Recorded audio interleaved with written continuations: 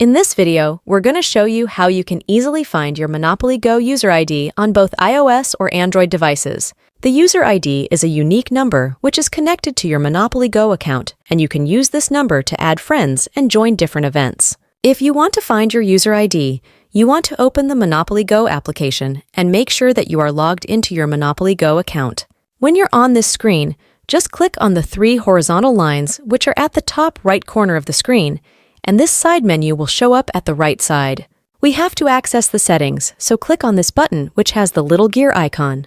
That's going to open a little pop-up window where we have a couple of options for the language, the sound, the music, and other stuff. But we will also see our Monopoly Go user ID at the bottom of this window. It says here, your user ID, and there will be an 8-digit number. I can click on that number if I want to copy it to my clipboard, and I can now send it to my friends or join different events with it.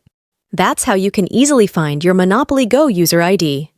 Thank you so much for watching this video, and I'll see you in the next one.